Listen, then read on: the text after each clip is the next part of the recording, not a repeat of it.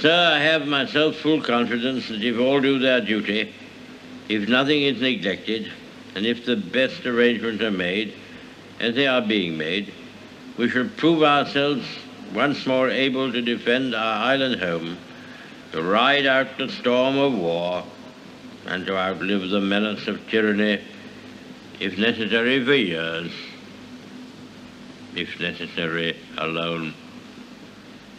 At any rate, that is what we are going to try to do. It seems that every day we're reminded that we live in an era of great power rivalry, that the rules-based order is fading, that the strong can do what they can and the weak must suffer what they must. And this aphorism of Thucydides is presented as inevitable, as the natural logic of international relations reasserting itself. And faced with this logic, there is a strong tendency for countries to go along to get along, to accommodate, to avoid trouble, to hope that compliance will buy safety. Well, it won't. That is the resolve of His Majesty's government, every man of them, linked together in their cause and in their need, will defend to the death their native soil, aiding each other like good comrades to the utmost of their strength. We shall go on to the end. A country that can't feed itself, fuel itself, or defend itself has few options. When the rules no longer protect you, you must protect yourself. But let's be clear-eyed about where this leads. A world of fortresses will be poorer, more fragile, and less sustainable. And the question for middle powers like Canada is not whether to adapt to the new reality. We must. The question is whether we adapt by simply building higher walls or whether we can do something more ambitious. We actively take on the world as it is, not wait around for a world we wish to be. We are calibrating our relationships so their depth reflects our values. And we're prioritizing broad engagement to maximize our influence. Given the fluidity of the world at the moment, the risks that this poses and the stakes for what comes next. And we are no longer just relying on the strength of our values, but also the value of our strength. We are building that strength at home. Our commitment to NATO's Article 5 is unwavering. So we're working with our NATO allies, including the Nordic-Baltic Gate, to further secure the alliance's northern and western flanks, including through Canada's unprecedented investments in over-the-horizon radar, in submarines, in aircraft, and boots on the ground. Argue the middle powers must act together because if we're not at the table, we're on the menu.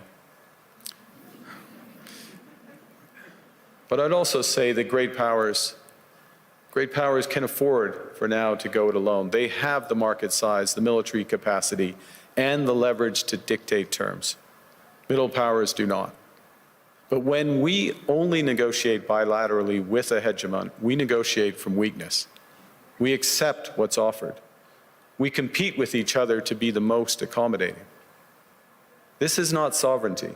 It's the performance of sovereignty while accepting subordination.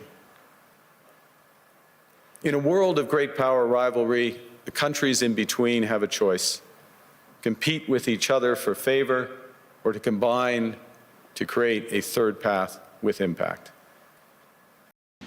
We shall fight in France.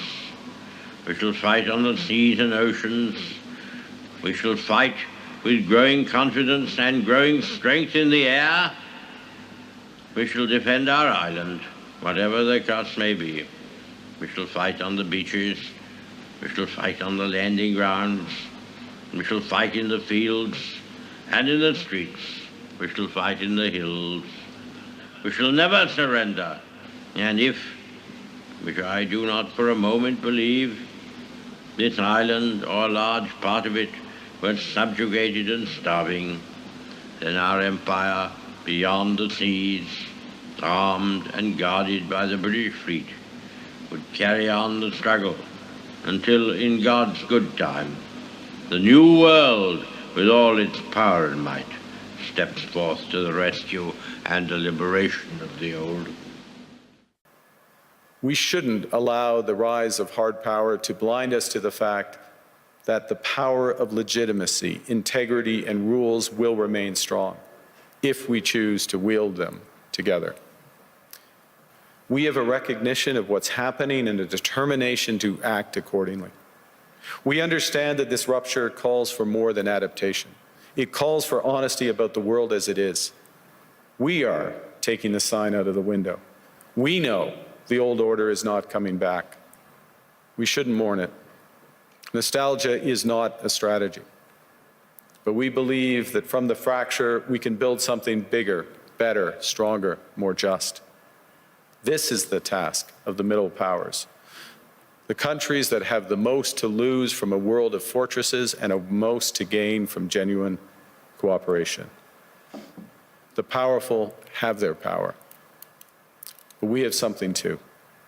The capacity to stop pretending, to name reality, to build our strength at home, and to act together. That is Canada's path. We choose it openly and confidently, and it is a path wide open to any country willing to take it with us. Thank you very much.